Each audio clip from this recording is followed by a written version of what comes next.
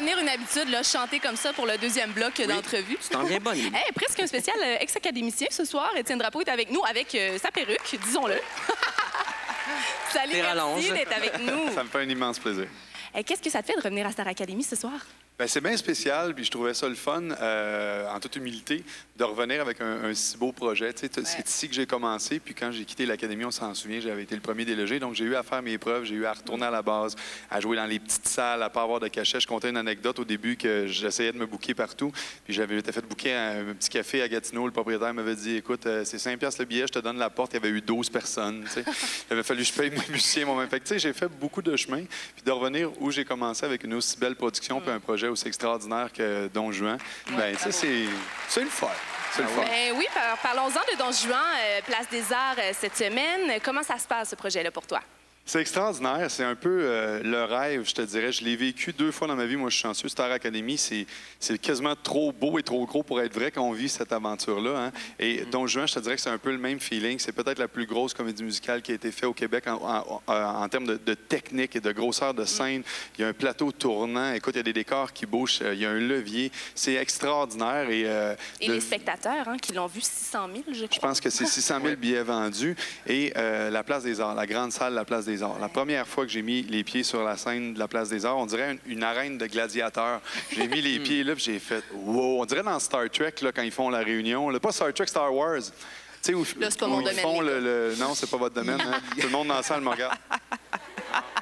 Non, mais c'est très impressionnant. Et puis, c'est vraiment, je suis choyé. Je suis un gars qui prend rien pour acquis. Donc, à chaque fois que je vis des belles expériences comme ça, j'en profite. Oui. Écoute, puis je mords là-dedans. Il me reste une coupe de show. Venez voir ça, tout le monde. Vous ne le regretterez pas si vous l'avez. C'est une invitation formelle. C'est lancé. Mais toi, tu es un auteur, compositeur, interprète. Et là, tu joues le rôle de Don Carlos, qui est l'ami de Don Juan, l'ami, la conscience. Mais qu'est-ce que ça te fait d'interpréter les chansons qui ne sont pas les tiennes, en fait, d'un personnage, tu sais? Ça a été tout un travail. Parce que moi, normalement, c'est ça, tu le dis, j'écris mes chansons, donc je me pose pas la question, bon, quelle émotion je vais véhiculer, comment je vais essayer de faire sortir le message. Puis souvent, j'ai un piano, j'ai une guitare entre les mains. Donc là, moi, j'arrive, puis, OK, je fais quoi avec ces deux affaires-là? Parce que c'est pas évident, quand tu n'as jamais gesticulé, tu n'as jamais chanté, ça devient deux espèces de choses dans le chemin. Et puis, j'ai travaillé beaucoup avec Gilles Maheu. Ça a été extraordinaire, le réalisateur qui a fait Notre-Dame de Paris, le metteur en scène, et qui a travaillé avec le Cirque du Soleil. Et lui, il nous a fait travailler à aller chercher la vraie émotion. On a fait une activité, puis il disait, vas-y, fais-moi ta chanson.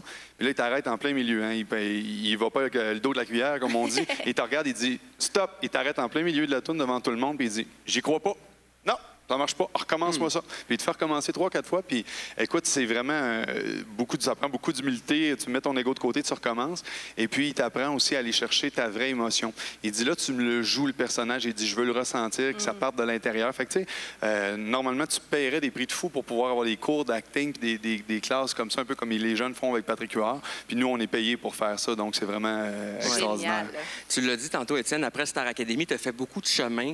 Et là, vraiment, tu t'impliques vraiment à tous les niveaux. Tu l'as dit, tu composes tes chansons, tu as même produit tes spectacles. Est-ce que c'est important pour toi de faire les choses à ta façon? Oui, bien, c'est un luxe, c'est un privilège parce que dans ma carrière, tu l'as dit, moi j'ai produit, je suis rendu à 3 albums, j'ai produit mes 3 albums, j'ai toujours produit tous mes spectacles.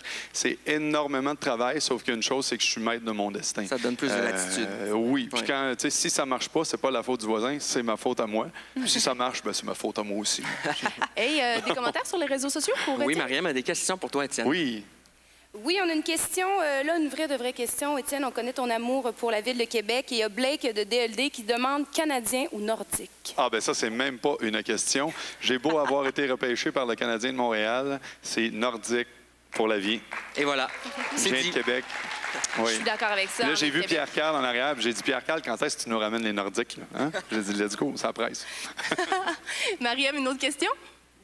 Oui, on a une autre question de José Doucette de Québec. Qu'est-ce qui t'a motivé à t'inscrire à Star Academy à l'époque? Ah, crime, c'est une bonne question. Qu'est-ce qui m'a motivé? Je pense que j'avais la passion, surtout de la scène, de l'écriture. Je voulais devenir chanteur, je voulais devenir auteur-compositeur. Puis ça me paraissait une belle expérience, puis un beau chemin pour apprendre le métier. Et Dieu sait que je le souhaite à tous les jeunes de vivre ça un jour. Tu sais, il y a bien des gens qui ont eu bien des opinions sur Star Academy, mais si on prend toutes les pour et toutes les contre, je pense qu'il y a beaucoup plus de pour par rapport à cette belle aventure-là. Il faut que les académiciens soient conscients, par contre, que de faire Star Academy, ça ne t'assure pas une carrière. Il y en a beaucoup qui ont passé, puis après ça, peut-être, je ne sais pas, mais il faut travailler, il faut continuer après. Star Academy, c'est une école, c'est le début de quelque chose, c'est pas une fin en soi. Il faut sortir de là, il faut être passionné, il faut travailler, il n'y a pas d'autre secret. Il faut absolument travailler parce que c'est un métier qui est difficile. Bravo, beau message d'encouragement. Et là, on parle d'académie, de cours, de travail. Tu sais, à toutes les semaines, on pose des questions, on pose toujours une question de la semaine à nos fans sur les réseaux sociaux. Et cette semaine, on a demandé aux gens quels cours ils aimeraient suivre à l'académie. Alors, on va aller voir justement les réponses. Beaucoup de réponses, entre autres sur Twitter. Mel Pretronzio sur Twitter dit « Le cours de Biz est extraordinaire et Biz est mon idole. » Wow! Il y a